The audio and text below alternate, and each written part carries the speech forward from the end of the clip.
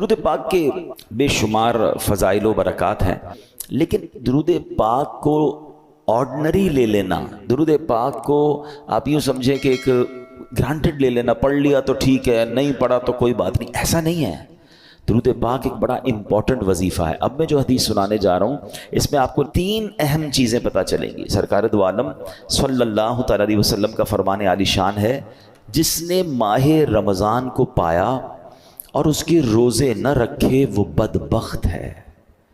ٹھیک ہے، رمضان کو ہم نے اگر حاصل کرنا ہے تو پھر اس کی خوب قدر بھی کرنی ہے۔ آقا علیہ الصلوۃ والسلام فرماتے ہیں جس نے اپنے والدین یا کسی ایک کو پایا اور ان کے ساتھ اچھا سلوک نہ کیا وہ بھی بدبخت ہے۔ یہ بھی سوچنا ہے۔ پھر آقا فرماتے ہیں کہ اور جس کے پاس میرا ذکر ہوا اس نے مجھ پر درود نہ پڑھا وہ بھی بدبخت ہے۔ اب آپ غور کریں، یہ 3 چیزیں، اب نبی پاک جس کو بدبخت کہہ دیں تو پھر تو گئے نا۔ تو ماں باپ کی قدر، نبی پاک کا ذکر خیر ہو، فوراً درود پاک صلی اللہ تعالی علی محمد صلی اللہ علیہ وسلم۔ اور پھر فرمایا کہ رمضان کے روزے نہ رکھے وہ بدبخت ہے۔ تو اللہ کرے کہ ہم درود پاک کی قدر سمجھنے والے بن جائیں، محبت کے ساتھ بآواز بلند درود پاک پڑھ لیں۔ صلو علی الحبیب صلی اللہ تعالی علی محمد صلی اللہ علیہ وسلم۔ مرحبا صد مرحبا، پھر آمد رمضان ہے، کھل اٹھے مرجھائے دل، تازہ ہوا ایمان ہے۔ یا خدا ہم آسیوں پر یہ بڑا احسان ہے، زندگی میں پھر عطا ہم کو کیا رمضان ہے۔ ابر رحمت چھا گیا ہے اور سما ہے نور نور، فضل رب سے مغفرت کا ہو گیا سامان ہے۔ ہر گھڑی رحمت بھری ہے، ہر طرف ہیں برکتیں، ماہ رمضان رحمتوں اور برکتوں کی کان ہے۔ یا الہی تو مدینے میں کبھی رمضان دکھا، مدتوں سے دل میں یہ عطار کے ارمان ہے۔ سبحان اللہ۔ اے میرے پیارے اسلامی بھائیو، یہ وہ مہینہ آنے والا ہے جس میں نیکیوں کا اجر بڑھا دیا جاتا ہے، جنت کے دروازے کھول دیے جاتے ہیں۔ ہمارا سب سے بڑا جو دشمن ہے شیطان، ہمیں کون بہکاتا ہے، ہمیں گناہوں کی طرف کون کھینچنے کی کوشش کرتا ہے، وہ شیطان ہے۔ مگر شیطان کو قید کر دیا جاتا ہے، یعنی جس سے مقابلہ ہے نا اس کو تو قید کر دیا، اب ہمیں موقع دیا گیا کہ خوب نیکیاں کر لو۔ اور سبحان اللہ، اللہ قرآن مجید فرقان حمید میں فرماتا ہے شہر رمضان الذی انزل فیہ القرآن۔ یہ مہینہ کون سا ہے کہ رمضان کا مہینہ جس میں قرآن نازل کیا گیا۔ اس آیت کے اس جز سے پتہ چلتا ہے کہ یہ ماہ قرآن ہے، نزول قرآن کا مہینہ۔ ایک اور جگہ قرآن مجید فرقان حمید فرمایا جاتا ہے کہ یا ایھا الذین آمنوا کتب علیکم الصیام کما کتب علی الذین من قبلکم لعلکم تتقون۔ اے ایمان والو، تم پر رمضان کے روزے فرض کیے گئے جیسے کہ پچھلی قوموں پر فرض کیے گئے۔ پچھلی قوموں پر بھی روزے فرض تھے، ان کا الگ الگ دن تھے، الگ الگ انداز تھا، مگر جو وجہ، جو ریزن قرآن نے بیان کیا نا کہ اس لیے فرض کیے گئے لعلکم تتقون، تاکہ تم تقوی اختیار کرو، تاکہ تم پرہیزگاری اختیار کرو۔ تو روزے آ رہے ہیں ہمیں متقی بنانے کے لیے، ہمیں پرہیزگار بنانے کے لیے۔ اب ہم نے دیکھنا ہے کہ ہم نے ان روزوں کو کیسے گزارنا ہے، اس کا استقبال کیسے کرنا ہے، ان روزوں کو جس کو کہتے ہیں نا اس کا ٹائم کیسے اسپینڈ کرنا ہے۔ بدقسمتی یہ ہے کہ کچھ لوگ روزے رکھ کر بھی گناہ کر رہے ہوتے ہیں، روزے رکھ کر بھی اللہ کی نافرمانی کر رہے ہوتے ہیں۔ ایک بات یاد رکھیے، روایتوں میں آتا ہے کہ جو بندہ بھوکا پیاسا رہے، روزہ رکھے اور پھر بھی گناہ سے باز نہ آئے، تو اللہ کو ایسے بھوکا پیاسا رہنے کی کوئی حاجت نہیں ہے۔ روزہ صرف کھانے پینے سے رکنے کا نام نہیں ہے۔ آنکھیں حرام دیکھ رہی ہیں اور بندہ روزہ رکھا ہوا ہے، کان حرام سن رہے ہیں اور بندہ روزہ رکھا ہوا ہے، زبان حرام بول رہی ہے اور ہم روزے سے، یہ کون سا روزہ ہے؟ یقیناً کھانے پینے سے رکنا ہے مگر گناہوں سے بھی رکنا ہے۔ اچھا دیکھیں، رمضان میں گناہوں کی شدت، اس کی سزا کی جو شدت ہے وہ کیوں بڑھ جاتی ہے؟ یعنی میرے اور آپ کی آسانی کے لیے شیطان بند کر دیا گیا، نیکیاں کرنا آسان کر دیا گیا، ثواب کا اجر بڑھا دیا گیا، مگر یہ کیسا بندہ ہے کہ پھر بھی گناہ سے باز نہیں آ رہا؟ آپ سوچ رہے ہیں کہ آپ کی میری فلیکسیبلٹی کے لیے، ہمارے لیے نیکیاں آسان کرنے کے لیے ہمارے دشمن کو بند کر دیا گیا، مگر پھر بھی بندہ گناہ کرتا ہے۔ اچھا، یہاں ایک بڑا دلچسپ سوال بھی لوگوں کے ذہن میں آتا ہے کہ جناب اگر شیطان بند ہے تو بندہ پھر گناہ کیوں کرتا ہے؟ ٹھیک ہے نا. آپ کہہ رہے ہیں شیطان بند ہو جاتا ہے تو لوگ رمضان میں بھی جھوٹ بولتے ہیں, رمضان میں بھی معاذ اللہ فلمیں ڈرامے دیکھ رہے ہوتے ہیں, بدکاری بے حیائی بہت سارے برے کام چل رہے ہوتے ہیں. تو یہ کیوں؟ تو علماء نے بڑی پیاری مثال دی ہے. کبھی سائیکل چلائی ہوگی آپ نے, تو فرمایا سائیکل چلاؤ, چلاتے رہیں اور کچھ دیر کے بعد سائیکل کے آپ پیڈل مارنا چھوڑ دیں, مگر سائیکل پھر بھی کافی دیر تک خود چلتی ہے کیونکہ پیڈل آپ نے پیچھے کافی مار لیے تھے. تو بتایا جو 11 مہینے شیطان نے آپ کے پیڈل مارے ہیں نا, ٹھیک ہے, 11 مہینے چلتے رہے شیطان کے ساتھ. اب شیطان تو بند ہو گیا, باقی کام اسی انہوں نے خود ہی کر رہے ہیں. وہ شیطان بند ہے, بندہ خود ہی وہ جو پیڈل مارے سائیکل چل رہی ہے. بریک تو لگاؤ بھائی, ہاں بریک لگا لو گے تو پھر نہیں چلنی, کیونکہ پیڈل مارنے والا اب کوئی نہیں ہے. مگر مسئلہ یہ کہ ہم بریک مارنے کے لیے تیار نہیں ہوتے نا. ہماری جو عادتیں ہم اس کو کنٹینیو کر لیتے ہیں. معاذ اللہ جس کی جھوٹ بولنے کی عادت, بد نگاہی کی عادت, موبائل پر الٹی سیدھی چیزیں دیکھنے کی عادت, لڑائی جھگڑے کی عادت, گالی گلوچ کی عادت, حرام کمانے کی عادت, وہ رمضان میں اس لیے بند نہیں ہوتی کہ اس نے بریک نہیں لگاتا. وہ مجھے اور آپ کو ابھی سے بریک لگا لینا ہے. 3-4 دن تو شیطان سے لڑ لو یار, پھر تو ویسے ہی رمضان آ جائے گا, وہ بند ہو جائے گا. ابھی سے پریکٹس کرنی ہوگی. ایسا نہیں ہوگا کہ جب اعلان ہوگا کہ مبارک ہو ماہ رمضان کا چاند نظر آ گیا تو ہماری ساری بری عادتوں کے سوئچ آف ہو جائیں گے. جھوٹ کا سوئچ آف, بدنگاہی کا آف, لڑائی جھگڑے کا آف. نہیں, وہ آپ کو آف خود کرنے پڑیں گے, اور ابھی سے کریں. اس کو پلان کریں کہ مجھے رمضان میں کوئی گناہ نہیں کرنا, رمضان نیکیوں کے لیے آ رہا ہے. اس مہینے میں ایک بار کیا ہوا کہ پیارے آقا علیہ الصلوۃ والسلام منبر اقدس پر تشریف لے گئے, تو آپ نے آمین ارشاد فرمایا. طویل حدیث ہے, میں اس کا ایک جز سنا دیتا ہوں. آمین ارشاد فرمایا. تو صحابہ نے کہا حضور آپ نے آمین فرمایا؟ کہ جبریل امین آئے تھے, انہوں نے دعا کی کہ جو رمضان کو پائے اور اپنی مغفرت نہ کروا سکے وہ ہلاک و برباد ہو جائے. نبی پاک فرماتے میں نے اس دعا پر آمین کہا ہے. مجھے بتائیں دعا کرنے والا کون؟ فرشتوں کا سردار روح الامین. آمین کہنے والا کون؟ نبیوں کے سردار صلی اللہ تعالی علیہ وآلہ وسلم. مجھے بتائیں کوئی شک و شبہ باقی بچتا ہے اس دعا کے قبول ہونے میں؟ 100% مقبول ہے نا. دعا ہو رہی ہے کس کے لیے؟ جو رمضان کو پا کر اپنی مغفرت نہ کروا سکے.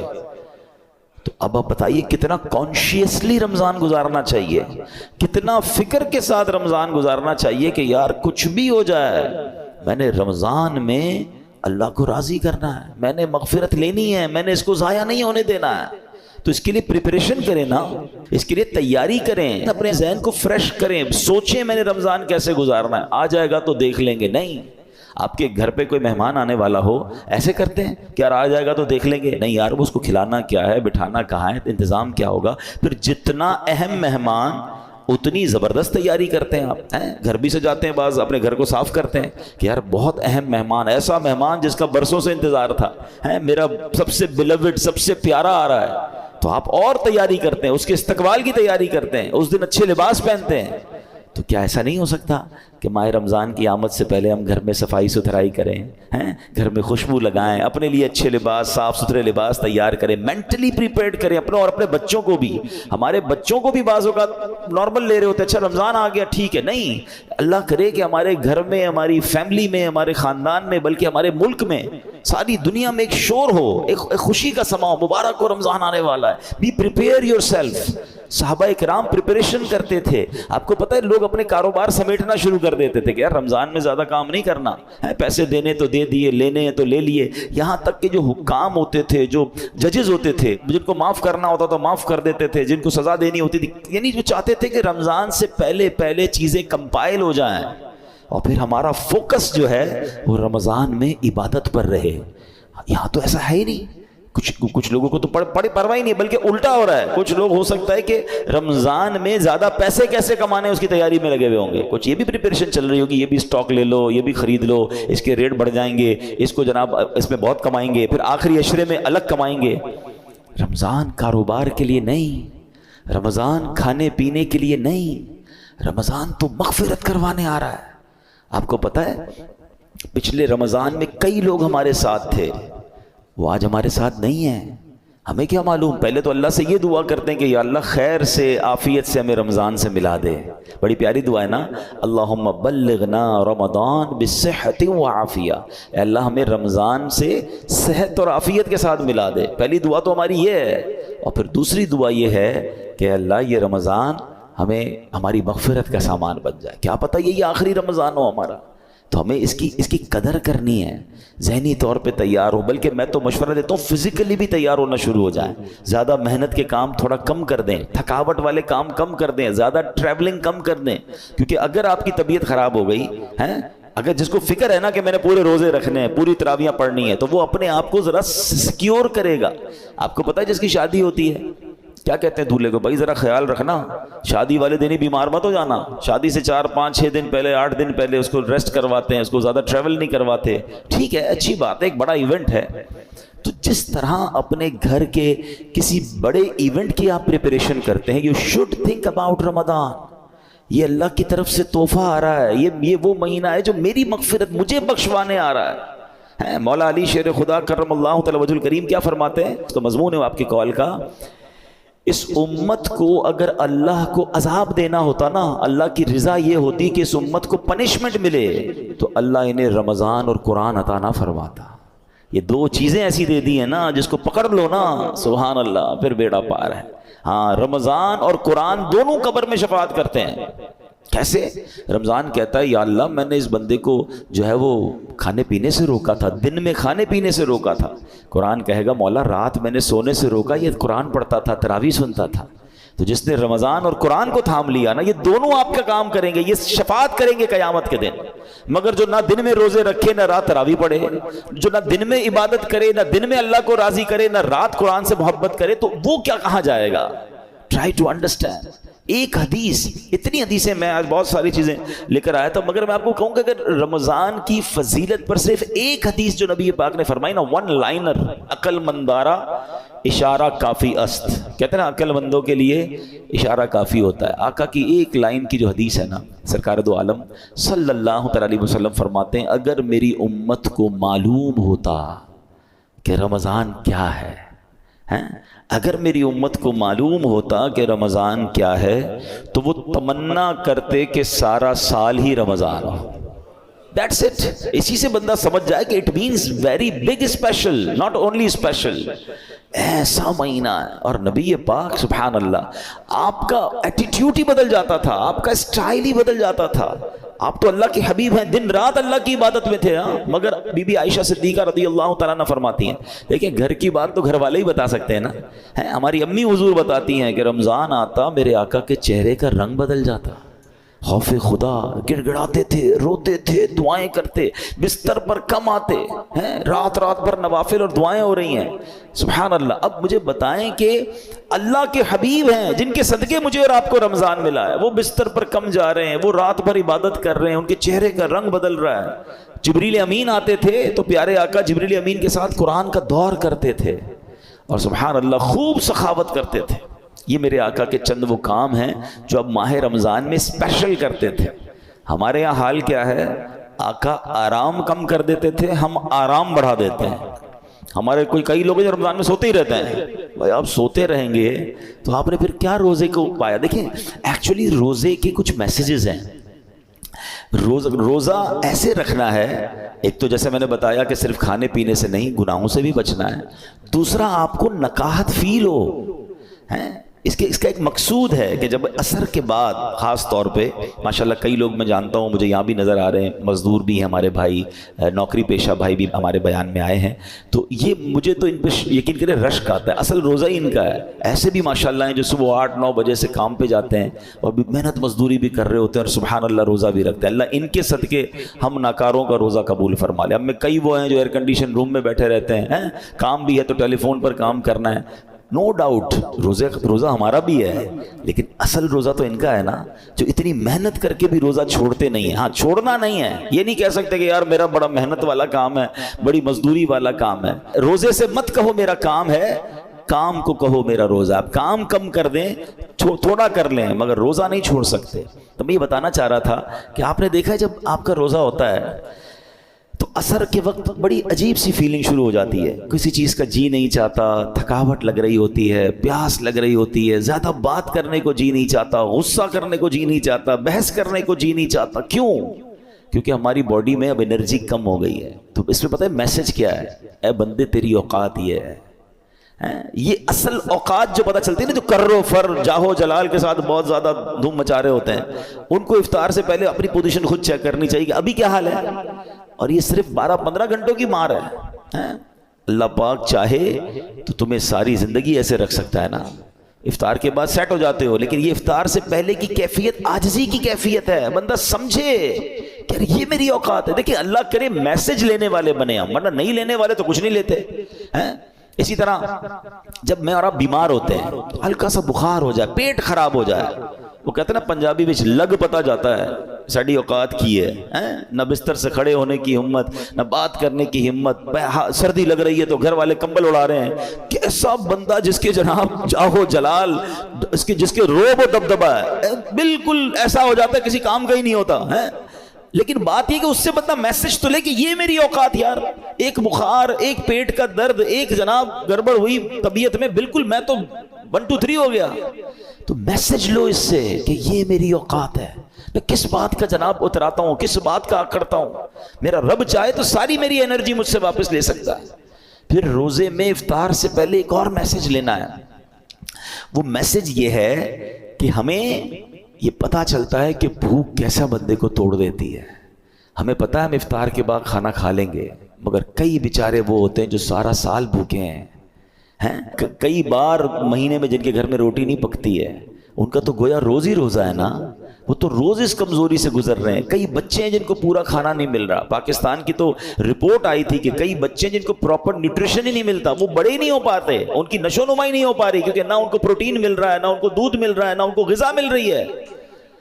تو جو امیر بھی ہے نا، اس کو بھی مزہ چکھا دیا گیا ہے، اس کو بھی سمجھ لو غریب کا احساس دلایا گیا ہے کہ افطار سے پہلے اپنی حیثیت دیکھو کہ جو تم اب اس وقت فیل کر رہے ہو سکتا ہے کئی لوگ ایسے ہوں جو ساری زندگی یہ فیل کر رہے ہیں. تو اللہ کرے کہ یہ میسیجز تو لینا یار. تو یہ ہے روزے کی اصل، جس کو کہنا کہ بندہ گناہ سے بھی بچ رہا ہے، کھانے پینے سے بھی بچ رہا ہے. اب افطار کے وقت ہاتھ اٹھا کر پھر دعا کرنی ہے. آپ کو پتہ ہے خاص وقت ہے افطار کا، حدیثوں میں آتا ہے جس کا مضمون ہے کہ روزانہ رمضان میں افطار کے وقت 10 لاکھ گناہ گاروں کو جہنم سے آزاد کر دیا جاتا ہے. اور وہ 10 لاکھ کون سے ہیں؟ کہ جن پر گناہوں کی وجہ سے جہنم واجب ہو چکا تھا. مجھے سچ بتاؤ پھر افطار کے وقت ہماری کیفیت کیا ہونی چاہیے؟ کاش ہم اپنے گھر والوں کو بات سمجھائیں. ہمارے گھر میں تو ہنگامہ مچا ہوا ہوتا ہے، بھائی جلدی سے شربت لے آؤ، تو پکوڑے کدھر ہیں، تو دہی بلے کدھر ہیں، پتہ نہیں افطار ہے یا کوئی مارکا ہے. ارے یہ مغفرت کا وقت ہے. اگر واقعی آپ نے افطار کا انتظام کرنا بھی ہے تو اپنی فیملی سے بھی، ان بیچاروں کو بھی کچن سے نکالیں، ان کو کہیں 10 منٹ پہلے ختم کر دے، سب کچھ دسترخوان پہ رکھ دیں اور آپ بھی آ جائیں. اب مل کے دعا کرتے ہیں. کتنا اچھا گھر ہوگا، کتنا اچھا دسترخوان ہوگا کہ باپ بھی بیٹھا ہے، ماں بھی بیٹھی ہے، بچے بھی بیٹھے ہیں، اور سب کے ہاتھ اٹھے ہیں کہ مولا آج پھر افطار میں 10 لاکھ بخشے جائیں گے. اے اللہ ہماری بخشش فرما دے، ہمیں محروم نہ کیجیے. اور کراچی والوں کو تو گولڈن چانس یہ ملتا ہے کہ جس وقت ہمارے افطار کا وقت ہوتا ہے، عین اسی وقت، یعنی اس سے 15-20 منٹ آدھا گھنٹہ پہلے مدنی چینل پر شاندار دعاؤں کا سلسلہ ہوتا ہے. آپ اپنے گھر والوں کے ساتھ مدنی چینل پر شامل ہو جائیں. وہ دعائیں ہو رہی ہیں، آہیں ہیں، آنسو ہیں، اللہ کے ولی اور پھر ہزاروں لوگ اعتکاف میں پورے مہینے کے رمضان میں فیضان مدینہ میں ہوتے ہیں. تو نہ جانے کس کی آمین کے صدقے ہمارا بیڑا پار ہو جائے. بلکہ میں تو ایک مشورہ دوں گا کراچی والوں کو کہ کچھ افطار فیضان مدینہ میں جا کر کریں. آپ کو بہت ساری فرائز نہیں ملیں گی وہاں پر، بہت خوبصورت فروٹ کی ٹرے نہیں ملے گی، مگر روحانی آپ کو بہت کچھ ملے گا. وہاں فیضان مدینہ میں یہ اہتمام ہی نہیں ہوتا. وہاں پانی کی بوتل دے دی جاتی ہے، 1-2 کیلے دے دیے جاتے ہیں. اس کے بھی پیچھے بھی امیر اہل سنت کی بڑی پیاری حکمت ہے. اللہ کرے ہم کو سمجھ آ جائے کہ افطار سے پہلے جس نے سموسے بھی کھانے ہیں، کباب بھی کھانی، پیاز بھی اس میں ڈلی ہوئی ہے، اور اس کے بعد نماز بھی مغرب کی پڑھنی ہے، تو منہ سے بدبو نہیں آئے گی. اللہ کرے ہم مسجد کی نماز کی قدر محسوس کریں. بھائی سب چیزیں مغرب کے بعد بھی تو ہو سکتی ہیں نا. تو پانی پی لیں، کھجور کھا لیں، منہ کو اچھی طرح صاف رکھیں تاکہ ہم عبادت کر سکیں. تو یہ ایکچول دعا کا وقت ہے. تو میں مشورہ دوں گا کہ آپ عصر کے بعد فیضان مدینہ چلے جایا کریں، جب جا سکیں وہاں افطار کریں، پھر گھر آ کے جو کھانا ہے کھائیں بھائی. لیکن وہ جو وقت ہے مغفرت کا، وہ جو وقت ہے دعاؤں کا، اس کو ضائع مت ہونے دینا. اور یہ رمضان میں یہ موقع آتا ہے تو آپ گھر میں دعا کریں، مدنی چینل پر شامل ہو جائیں، جیسے بھی کریں، مگر اس وقت کو خاص سمجھیں. بٹ رہا ہے، مغفرت کے پروانے بٹ رہے ہیں. اور اسی طرح جیسے میں نے بیان میں کہا آخری بات کہ ماہ رمضان میں گناہ نہیں کرنا. حدیث پاک میں آتا ہے جس کا مضمون ہے جو رمضان میں ایک گناہ کرے اس کے 1 سال کے اعمال برباد کر دیے جاتے ہیں. مولا علی شیر خدا کرم اللہ تعالی وجہ الکریم نے ایک قبر کو دیکھا. آپ اللہ کے ولی تھے, بہت بڑے صحابی بھی ہیں, تو آپ نے دیکھا اس قبر والے کو عذاب ہو رہا ہے اور وہ قبر والا پکار رہا ہے, اے علی میں آگ میں جلایا جا رہا ہوں, مجھے الٹا پلٹا جا رہا ہے, مجھے بچاؤ. مولا علی شیر خدا کرم اللہ تعالی وجہ الکریم نے اللہ کی بارگاہ میں دعا کی کہ مولا یہ بندہ جل رہا ہے, اسے نجات دے دے. تو ارشاد ہوا اے علی آپ اس کی سفارش نہ کریں. تو عرض کرتے مولا میں سفارش نہ کروں, وجہ کیا ہے؟ کہا اے علی یہ وہ بندہ ہے جو دن میں تو روزے رکھتا تھا مگر رات گناہوں سے باز نہیں آتا تھا. اب بتائیں دن میں روزے رکھ کر رات گناہ کرنے والے کو یہ عذاب دیا جا رہا ہے, تو جو روزے بھی نہیں رکھ رہا اس کا کیا حال ہوگا؟ تو رمضان میں نیکیوں کا اجر واقعی بڑھ جاتا ہے مگر گناہ کا عذاب بھی بڑھا دیا جاتا ہے, کیونکہ یہ مہینہ گناہ کرنے کے لیے نہیں ہے, یہ اللہ کا مہینہ ہے. اب ادھر رمضان کی راتوں میں کوئی کرکٹ کھیل رہا ہے, کوئی لوگوں کی نیندیں خراب کر رہے ہیں, غلط کاموں میں لگے ہوئے, نہ کریں ایسا. یہ دعاؤں کا مہینہ, یہ مغفرت کا مہینہ, یہ تلاوت کا مہینہ ہے. Prepare your self. تو بہرحال اللہ کرے کہ ہم اپنے اس مہینے کی قدر کرنے میں کامیاب ہو جائیں. دعوت اسلام